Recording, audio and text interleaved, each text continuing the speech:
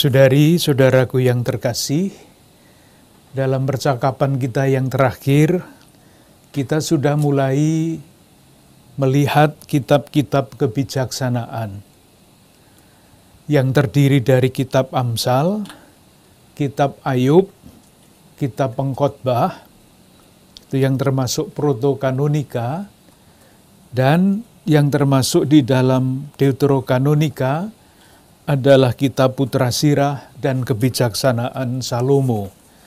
Satu persatu akan kita bicarakan. Yang sudah kita bicarakan adalah kitab Amsal.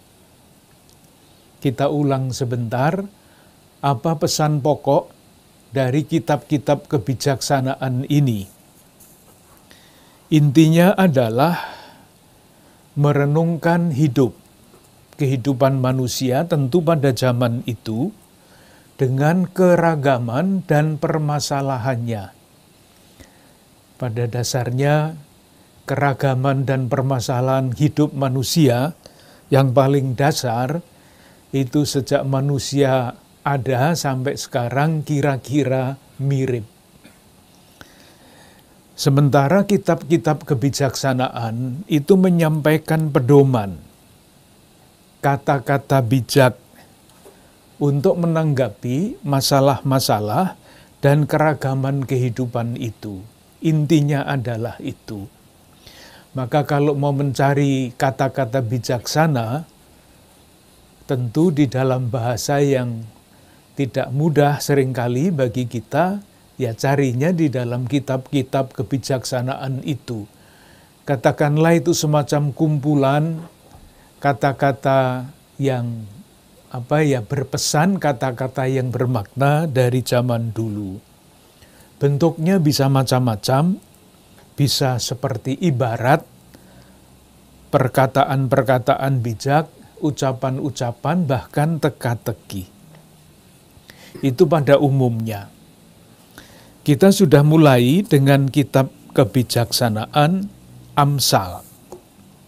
Kita ulang 1-2 pokok pikiran yang sudah kita bicarakan.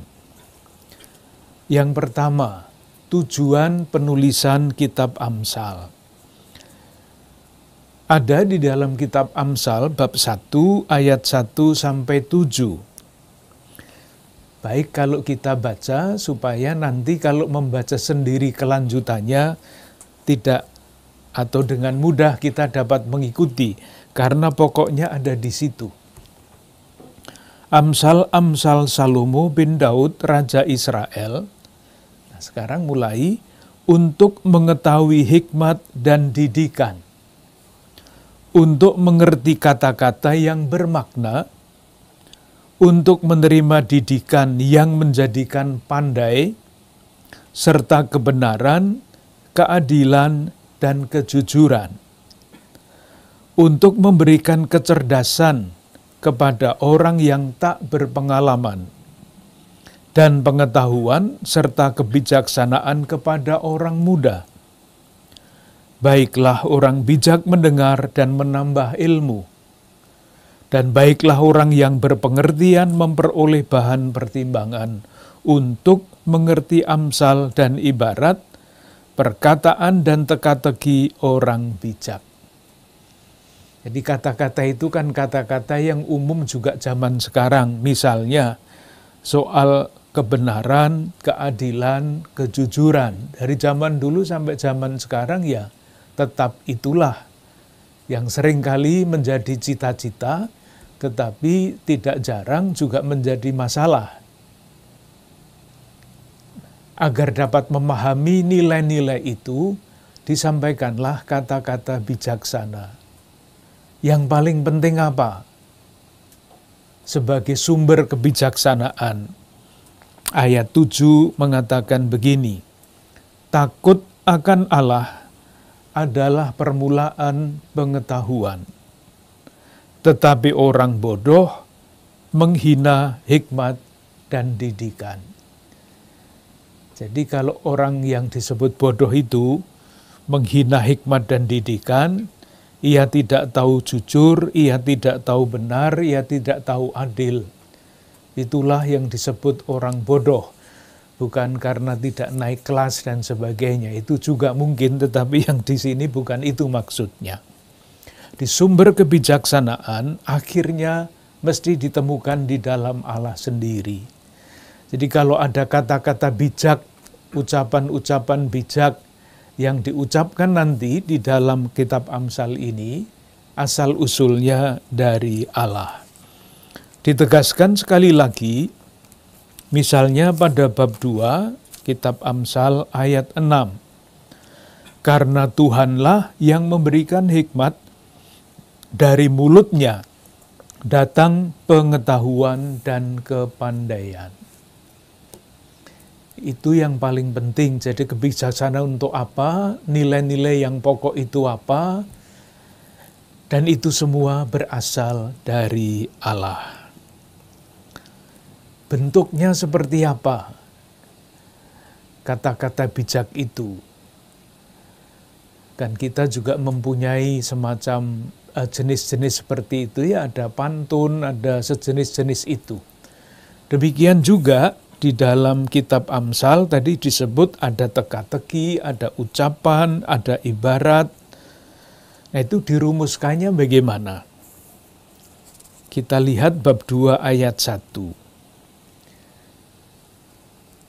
Kata-kata bijak itu dirumuskan di dalam ucapan pendek dalam 2 baris sejajar. Artinya baris yang kedua itu meneguhkan baris yang pertama. Itu bentuk. Di misalnya bab 2 ayat 1, bab 2 ayat 2. Sehingga telingamu memperhatikan hikmat, dan engkau mencenderungkan hatimu kepada kepandaian. Ini kan 2 kata sejajar, 2 baris. Yang kedua meneguhkan yang pertama. Ayat 3, jikalau engkau berseru kepada pengertian, satu pesan, dan menunjukkan suaramu kepada kepandaian. Pesan yang sama menegaskan yang pertama. Ayat 4, jikalau engkau mencarinya seperti mencari perak, dan mengejarnya seperti mengejar harta terpendam. Saya kira tidak sulit untuk mengikuti bentuk-bentuk seperti itu. Intinya 2 baris. Baris kedua meneguhkan baris yang pertama. Tetapi juga ada bentuk lain yang sebaliknya. Artinya baris yang kedua itu diperlawankan dengan baris yang pertama. Kalau orang memperlawankan itu kan semakin jelas pesan pertamanya itu apa. Misalnya, bab 10, ayat 11, 12, 13. Bab 10 ayat 11 misalnya. Mulut orang benar ialah sumber kehidupan. Jelas. Tetapi mulut orang fasik menyembunyikan kelaliman. Orang benar dilawankan dengan orang fasik, dan mulutnya menyebarkan hal-hal yang berlawanan pula. Ayat 12, kebencian menimbulkan pertengkaran, tetapi kasih menutupi segala pelanggaran. Jelas. 13, di bibir orang berpengertian terdapat hikmat, tetapi pentung tersedia bagi punggung orang yang tidak berakal budi. Itulah isi kitab Amsal. Moga-moga nanti selanjutnya bisa dibaca sendiri, tidak dengan kesulitan. Intinya kata-kata bijak untuk memaknai permasalahan dan pertanyaan-pertanyaan mengenai kehidupan. Silahkan melanjutkan dengan membacanya sendiri supaya bisa menjadi orang bijak dan orang berpengertian. Kita lanjutkan dengan yang termasuk kitab kebijaksanaan, yaitu kitab Ayub. Tulisan ini panjang, menarik, dan kalau direnungkan meskipun karena ini terjemahan ya, bahasa Indonesianya itu seringkali tidak mudah dimengerti, tetapi kalau dibaca pelan-pelan sungguh-sungguh sangat menarik. Kita coba lihat isinya apa, dan nanti kita lihat, kita coba baca beberapa ayat yang dapat menunjukkan inti dari pesan atau pesan inti dari kitab Ayub ini. Pengantar awal. Yang pertama, kitab Ayub ini sulit ditempatkan di dalam konteks sejarah tertentu. Kalau kitab raja-raja kan jelas, kitab Nabi Yeremia jelas, kitab nabi-nabi yang lain jelas. Tetapi kitab Ayub sulit ditempatkan di dalam konteks sejarah tertentu. Mengapa demikian? Kita coba saja lihat, nama Ayub itu dapat kita temukan di mana selain di dalam tulisan Ayub ini.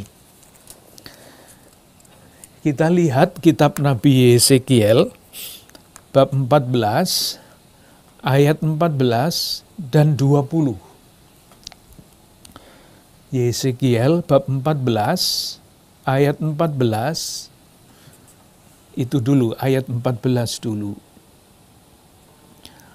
Dikatakan begini, mesti dibaca dari ayat 13, tetapi kita baca langsung ayat 14. Biarpun di tengah-tengahnya berada ketiga orang ini, yaitu Nuh yang berkaitan dengan banjir bandang itu, Daniel, dan Ayub. Nah, kalau ini dibaca benar, maka Ayub itu berasal usul dari zaman Nuh, jauh sebelum panggilan Abraham. Pendahuluan dari kitab Kejadian kan dari Kejadian bab 1 sampai dengan bab 11. Kitab Nuh atau bukan kitab Nuh, tetapi nama Nuh itu kan disebut pada bab 9 kitab Kejadian. Masih jauh dari sejarah. Diulang lagi pada ayat 20. Ayat 19.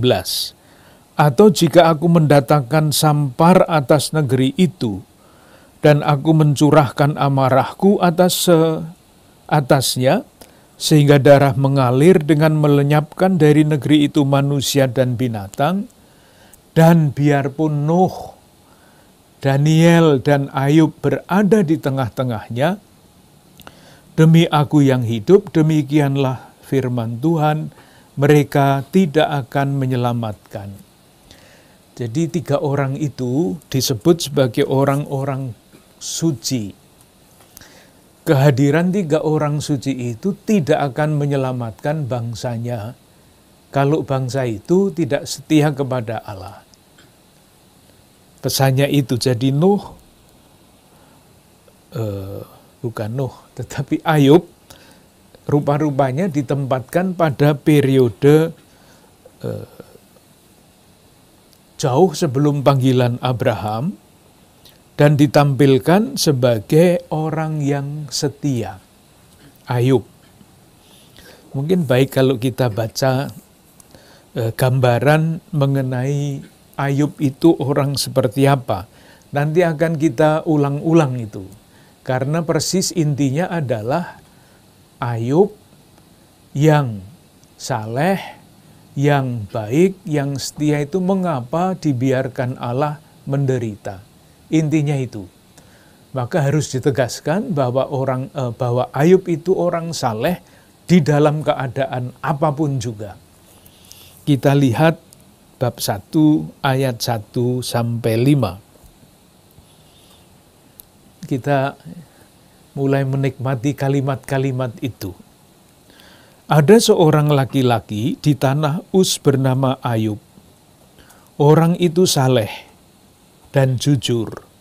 Ia takut akan Allah dan menjauhi kejahatan. Ia mendapat 7 anak laki-laki dan 3 anak perempuan. Ia memiliki 7.000 ekor kambing domba, 3.000 ekor unta. Coba bagaimana membayangkannya, punya 3.000 ekor unta itu, menggembalakannya bagaimana? 300 pasang lembu, 500 keledai betina, dan budak-budak dalam jumlah yang sangat besar.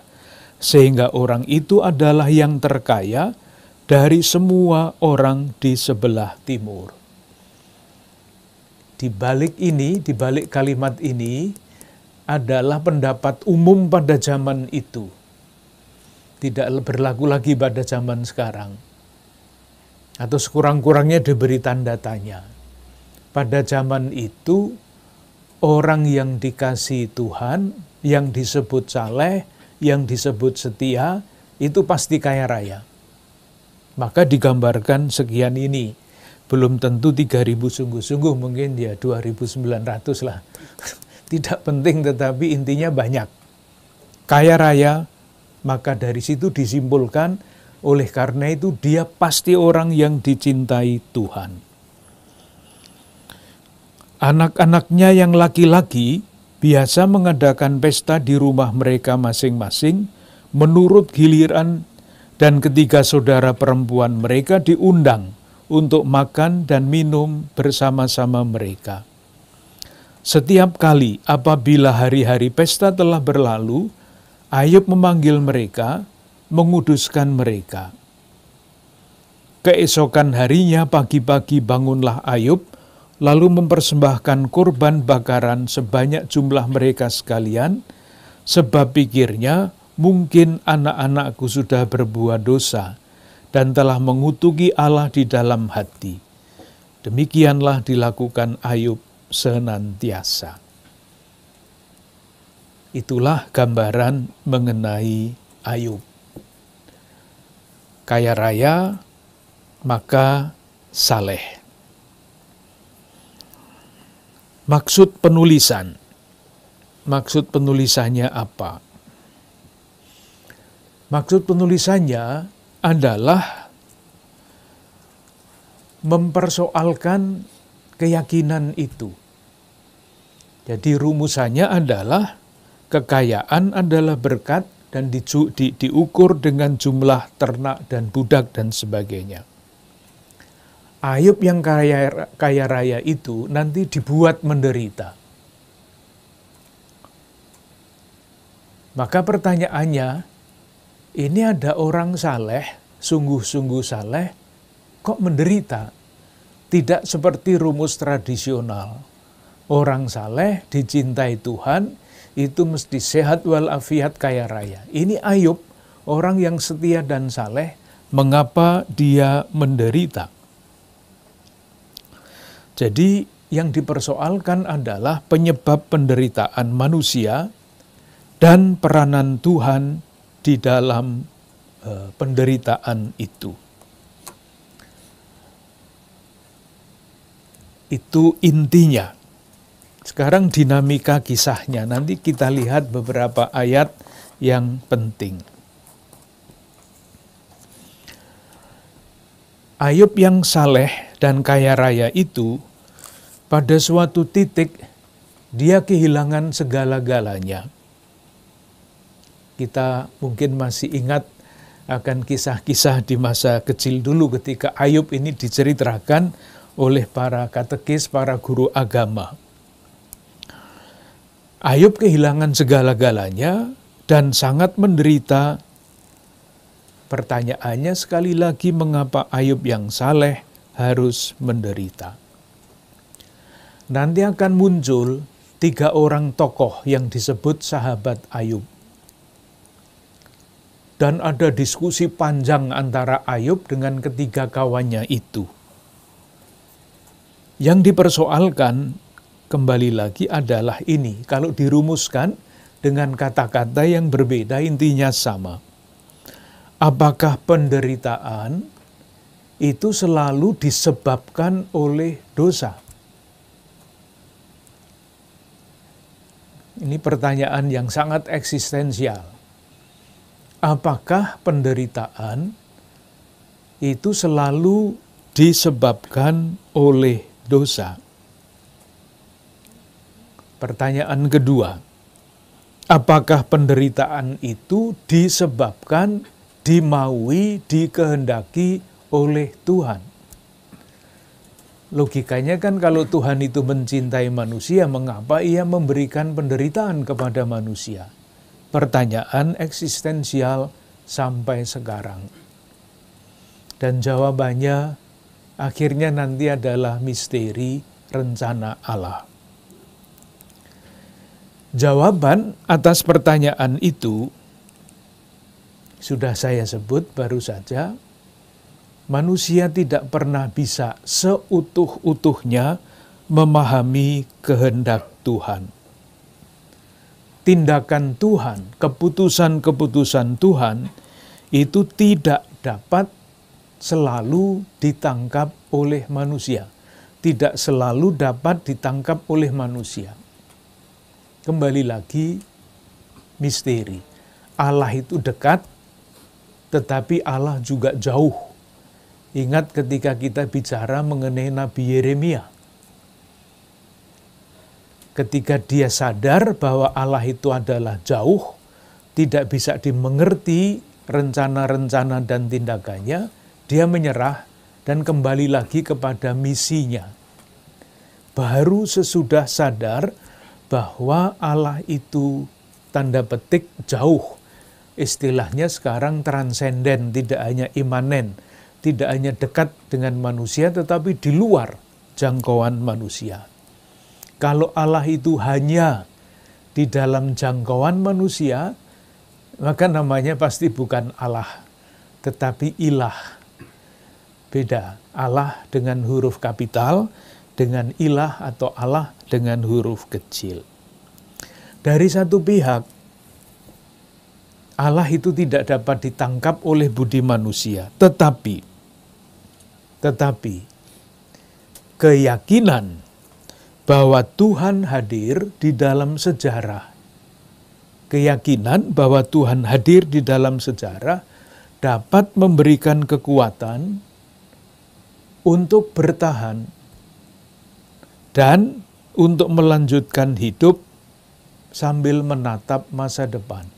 Itulah perjuangan Ayub. Dia juga hidup di dalam konteks pandangan tadi, karena berdosa maka sengsara. Ia hidup di situ, tetapi dia kekeh. Meskipun nanti diskusinya ramai dengan Tuhan dan dengan ketiga kawannya itu. Tetapi di balik kata-kata Ayub, ada keyakinan itu. Tuhan hadir dan memberikan kekuatan di dalam situasi apapun, sehingga orang yang percaya juga kalau dia sengsara dapat melanjutkan kehidupan dan menatap masa depan. Itu inti pesannya. Sekarang kita lihat beberapa ayat-ayat kunci dan yang paling penting. Kitab Ayub itu dibuka dengan bab 1 dan bab 2. Itu kata-kata pengantar. Nanti kita lihat lebih detail bab 1 dan bab 2. Itu informasi mengenai Ayub. Lalu ditutup dengan bab 42, panjang. Kitab ini ada 42 bab, ayat 7 sampai dengan ayat 17. Jadi kalau dilihat secara gampang, Ayub itu orang kaya raya, saleh.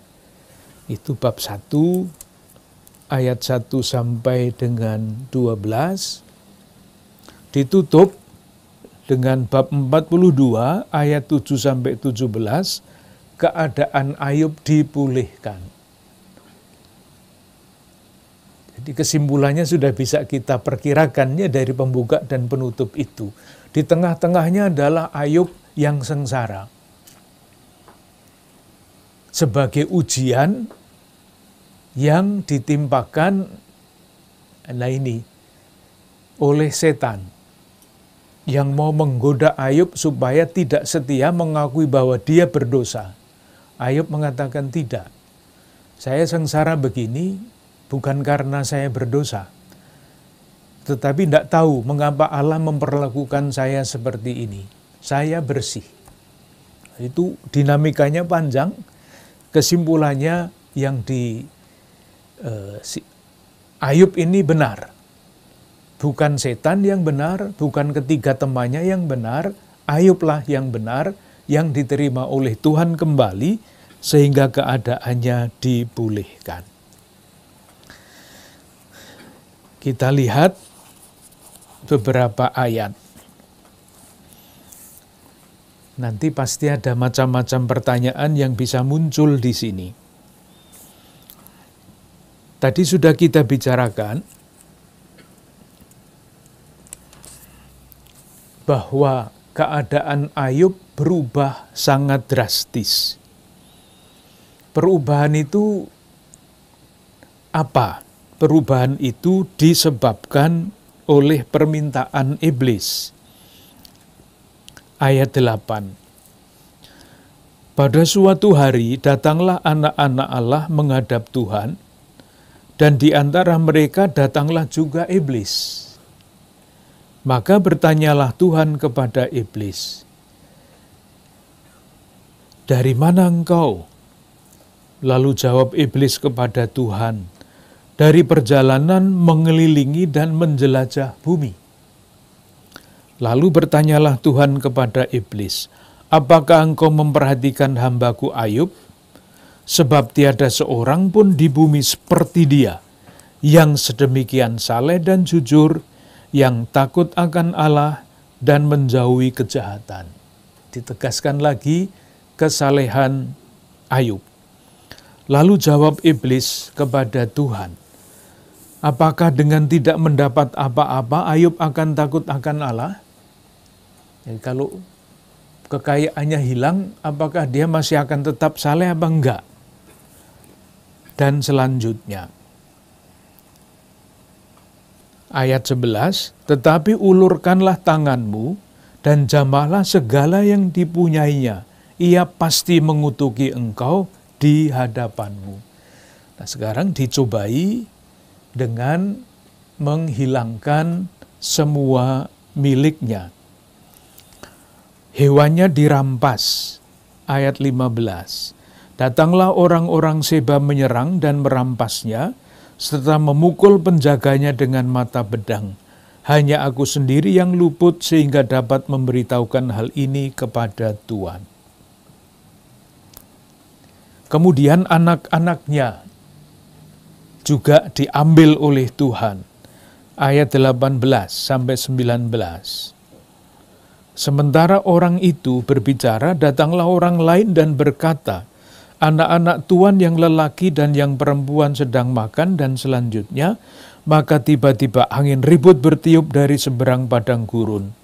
Rumah itu dilandanya pada 4 penjurunya dan roboh menimpa orang-orang muda itu sehingga mereka mati. Yang dianggap berkat, kekayaan, dan anak-anak hilang, habis, mati.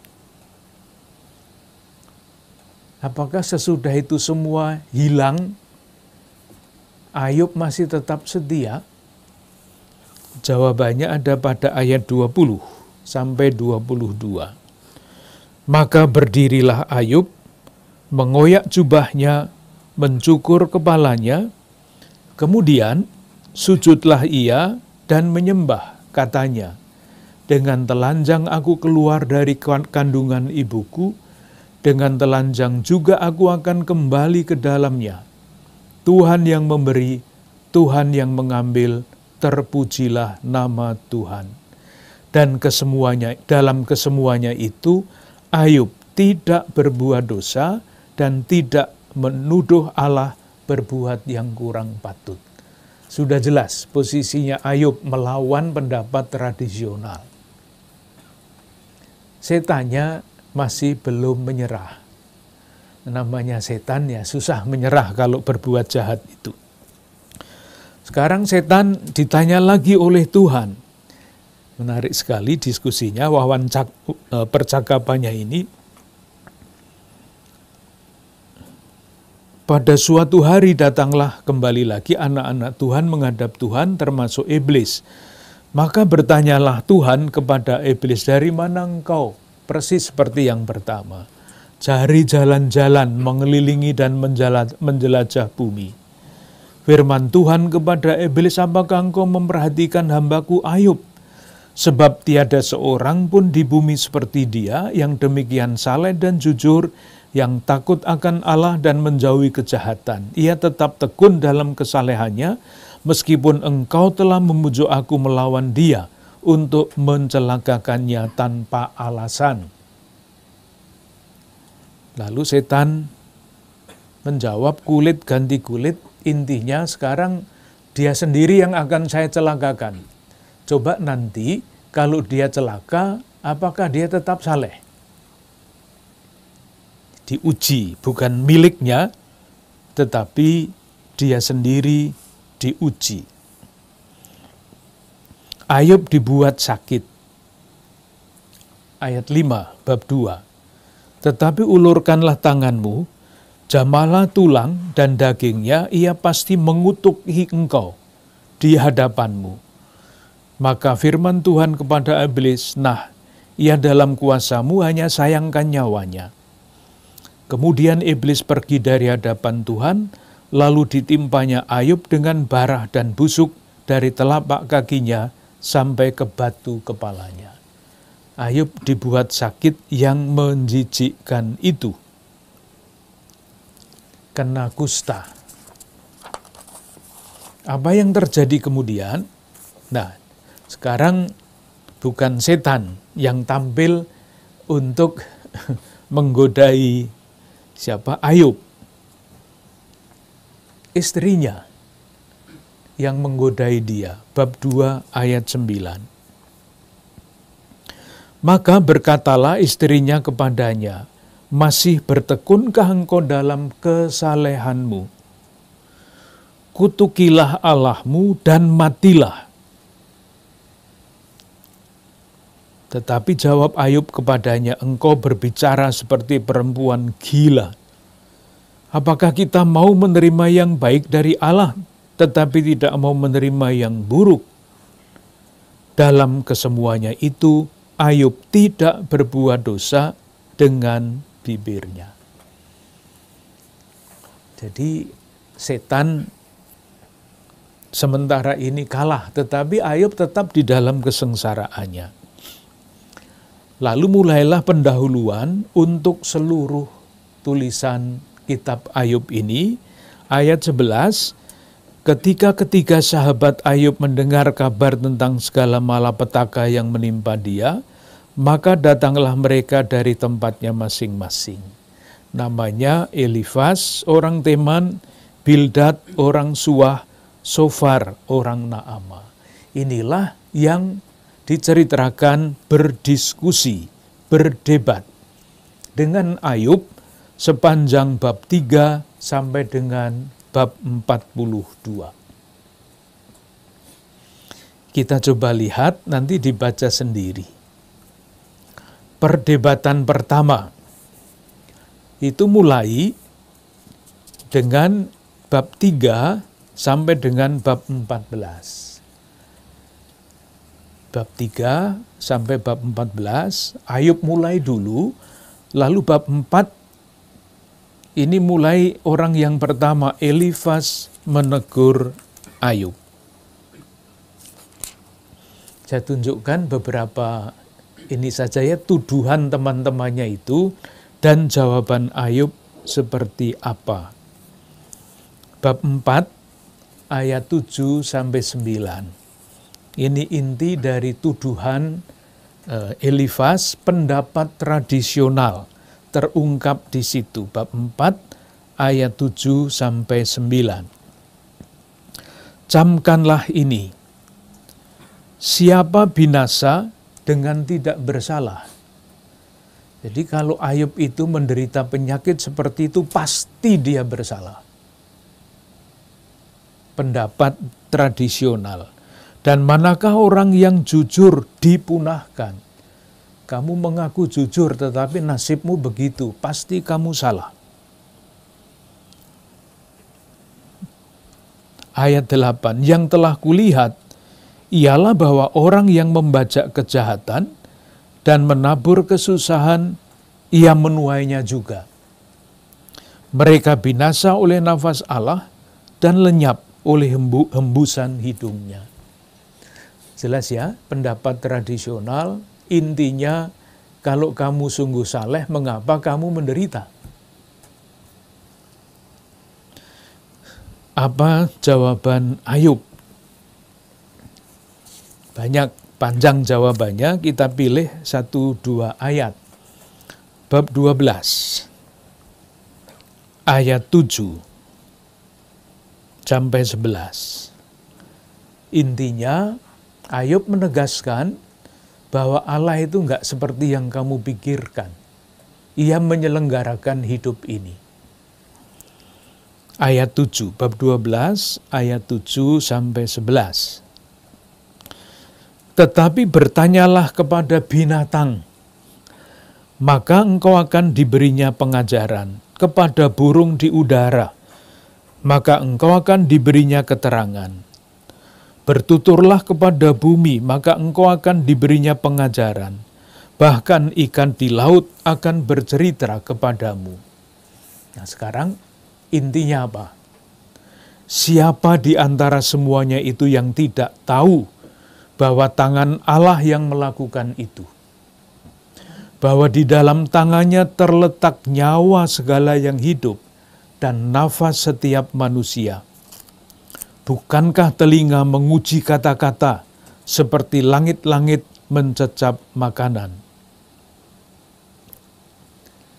Dilanjutkan 2 ayat lagi, konon hikmat ada pada orang tua dan pengertian pada orang yang lanjut umurnya.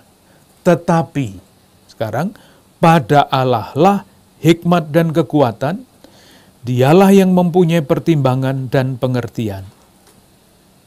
Bila ia membongkar, tidak ada yang dapat membangun kembali, dan selanjutnya. Moga-moga jelas pendapat Ayub dan pendapat teman yang namanya Elifas itu temannya yang pertama. Temannya yang pertama ingin menegaskan pendapat tradisional masih benar. Ayub mengatakan tidak. Yang kedua, perdebatan berikutnya. Bab 15 sampai dengan bab 21 ayat 34. Kita lihat dengan cara yang sama. Pendapat tradisional apa? Jawabannya seperti apa? Bab 15 ayat 5.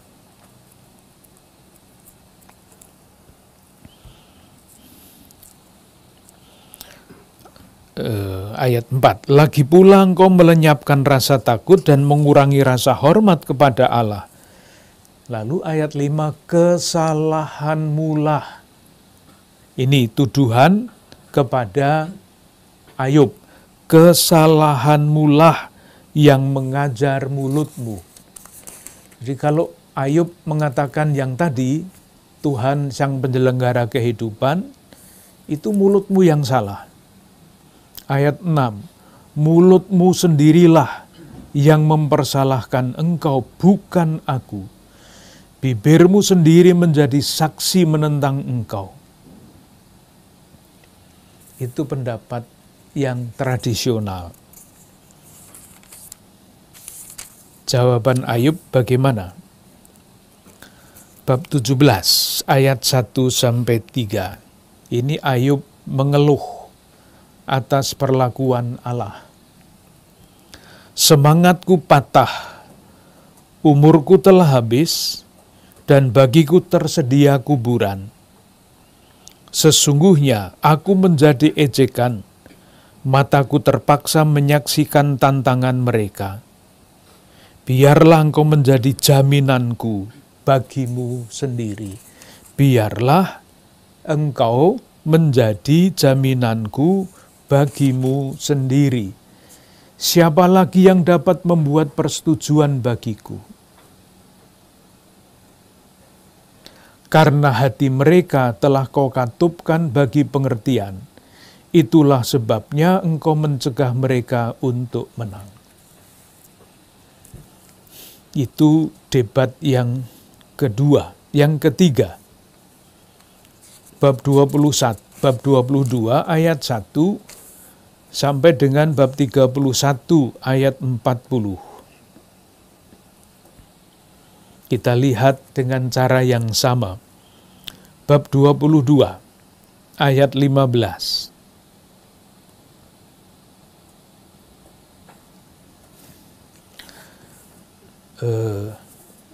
Bab 22 ayat 1 itu berkata begini, maka Elifas menjawab. Kita baca ayat 15, apakah engkau mau tetap mengikuti jalan lama yang dilalui orang-orang jahat? Mereka yang telah direnggut sebelum saatnya, yang alasnya dihanyutkan sungai. Mereka yang berkata kepada Allah, pergilah daripada kami, dan yang Maha Kuasa dapat berbuat apa terhadap kami? Tuduhan terhadap Ayub mempertahankan pendapat tradisional. Ayat 23, terimalah apa yang diajarkan mulutnya, taruhlah firman-Nya dalam hatimu.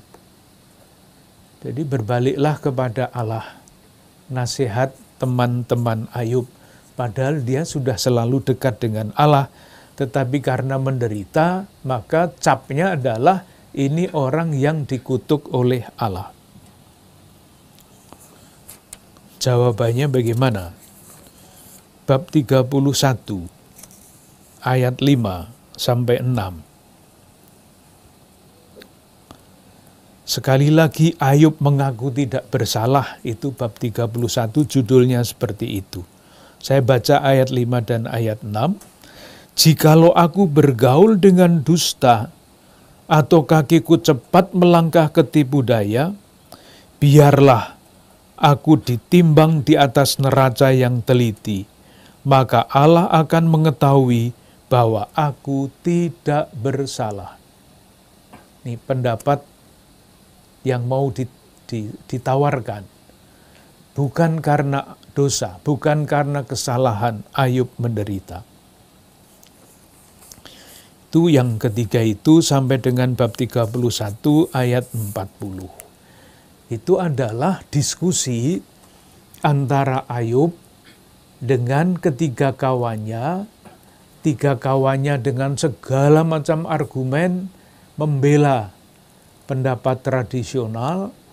Ayub dengan segala keyakinan menyatakan bahwa dirinya tidak bersalah. Pikiran Tuhan, rencana Tuhan, tidak semua dapat dirumuskan dengan rumusan sesederhana itu. Nah, mulai bab 32 sampai dengan bab 37 muncul tokoh yang keempat. Di dalam teks kita judulnya adalah kata-kata Elihu. Elihu merasa juga berhak untuk mengemukakan pendapat. Dan ini nanti pendapatnya semuanya menyalahkan semuanya. Kita baca bab 32 ayat 1 sampai 5. Maka ketiga orang itu menghentikan sanggahan mereka terhadap Ayub karena ia menganggap dirinya benar.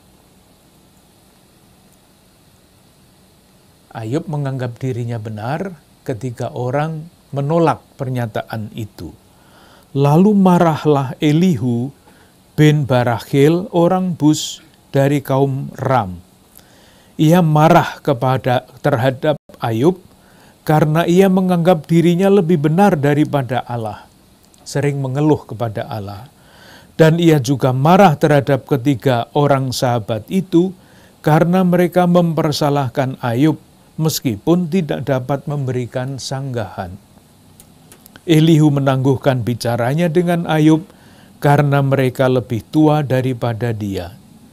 Tetapi setelah dilihatnya bahwa mulut ketiga orang itu tidak lagi memberi sanggahan, maka marahlah ia, lalu berbicaralah Elihu bin Barachil orang Bus itu.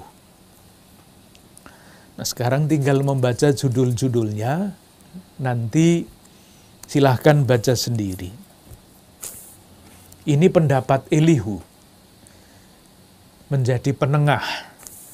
Bab 33 itu judulnya adalah teks kita. Allah berfirman kepada manusia dengan berbagai-bagai cara. Prinsip. Bab 34. Allah tidak berlaku curang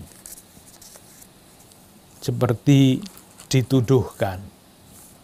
Nah, sekarang ayat 35 mulai lebih spesifik. Yang 33, 34 tadi itu prinsip. Sekarang lebih spesifik. Allah memperhatikan penderitaan manusia. Jadi tidak menimpakan penderitaan, tetapi memperhatikan penderitaan. 36, tujuan sengsara ialah pertobatan. 37, kemuliaan Allah di alam semesta. Jadi Elihu tampil untuk menjelaskan Allah itu seperti apa. Ketiga teman Ayub, itu yaitu pendapat tradisionalnya Allah menghukum orang yang bersalah. Kalau orang menderita pasti itu hukuman Allah. Elihu menengahi, enggak seperti itu. Yang terakhir adalah bab 38 ayat 1 sampai bab 42 ayat 6. Jawab Tuhan kepada Ayub. Sekarang Ayub mendapat jawaban sendiri dari Tuhan. Bab 38, kekuasaan Tuhan di alam semesta, dan selanjutnya kita lihat bagian yang terakhir saja, bab 42.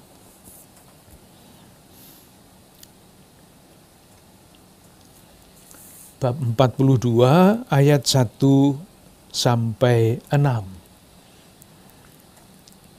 Bisa diberi judul, di sini judulnya Ayub mencabut perkataannya dan menyesalkan diri. Kita bisa mengatakannya Ayub mengakui kebijaksanaan Tuhan. Kita baca. Maka Ayub menjawab kepada Tuhan, "Aku tahu bahwa Engkau sanggup melakukan segala sesuatu, dan tidak ada rencanamu yang gagal. Firman-Mu, siapakah dia yang menyelubungi keputusan tanpa pengetahuan?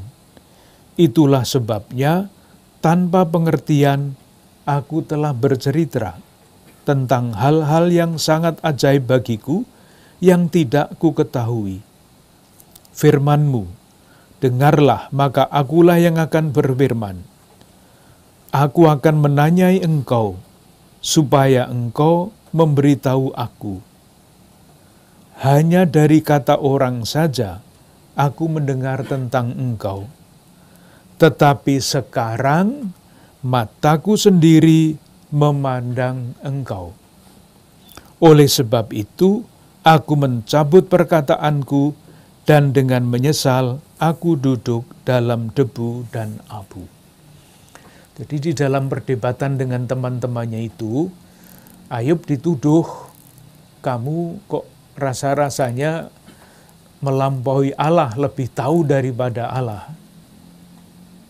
Di sini dia mengakui, bukan aku melampaui kepengetahuan kebijaksanaan Allah, sekarang aku mengakui kebijaksanaan Tuhan. Lalu akhirnya kisah ini berakhir dengan sangat bagus, karena masalah pokoknya sudah terjawab. Penderitaan bukan dari Tuhan. Penderitaan bukan karena salah manusia. Mungkin karena salah manusia, manusia menderita, tetapi rumus itu, rumus tradisional itu salah. Kita baca penutupnya, keadaan Ayub dipulihkan. Ayat 7 sampai 17. Setelah Tuhan mengucapkan firman itu kepada Ayub, maka firman Tuhan kepada Elifas orang Teman, murkaku menyala terhadap engkau dan terhadap kedua sahabatmu, karena kamu tidak berkata benar tentang aku seperti hambaku Ayub. Jadi Ayub dibenarkan oleh Tuhan. Nah, karena bersalah harus membuat sesuatu, membuat silih. Ayat 8 itu firman Tuhan untuk ketiga sahabat Ayub. Oleh sebab itu, ambillah 7 ekor lembu jantan, 7 ekor domba jantan, pergilah kepada hambaku Ayub, persembahkanlah semuanya itu sebagai korban bakaran untuk dirimu. Disilih atas kesalahannya terhadap Ayub. Lalu perintah yang kedua, baiklah hambaku Ayub meminta doa untuk kamu. Jadi ketiga sahabat itu diminta supaya Ayub mendoakan mereka. Karena hanya permintaannya lah yang akan kuterima, supaya aku tidak melakukan aniaya terhadap kamu. Sebab kamu tidak berkata benar tentang aku seperti hambaku Ayub. Jadi penegasan yang sangat jelas, pendapat tradisional itu salah, pendapat Ayub, posisi Ayub itulah yang benar. Maka pergilah Elifas orang Teman, Bildad orang Suah, Sofar orang Naama, mereka melakukan seperti apa yang difirmankan Tuhan kepada mereka, dan Tuhan menerima permintaan Ayub. Ayub berdoa bagi ketiga sahabatnya itu. Penutupnya ayat 10. Lalu Tuhan memulihkan keadaan Ayub setelah ia meminta doa untuk sahabat-sahabatnya, dan Tuhan memberikan kepada Ayub 2 kali lipat dari segala kepunyaannya dahulu. Kisahnya selesai. Yang dapat dinikmati adalah perdebatan antara ketiga teman Ayub dan Ayub. Bagaimana mereka mempertahankan pendapat tradisional panjang, dan bagaimana Ayub sebagai wakil dari pikiran baru untuk membongkar pendapat yang tradisional itu. Tentu yang namanya Ayub dengan segala macam kesalehannya selalu dikatakan meskipun mengalami itu semua, Ayub tetap saja setia dan tekun, percaya kepada Allah. Ini suatu teladan iman tersendiri. Yang baik untuk diperhatikan, misalnya, betapa pendapat tradisional tentang apapun yang sudah tertanam lama di dalam pikiran atau bahkan keyakinan, betapa sulitnya membongkar pendapat yang salah tetapi kaprah itu menjadi pendapat yang benar. Salah kaprah itu salah tetapi sudah umum. Itulah pendapat tradisional itu. Betapa susahnya membongkar pendapat yang salah tetapi kaprah itu. Itulah yang juga tampak di dalam panjangnya perdebatan antara ketiga sahabat. Siapa? Sahabat Ayub dengan Ayub. Untuk hari ini kita cukupkan sekian. Kita lanjutkan dalam percakapan yang akan datang. Terima kasih.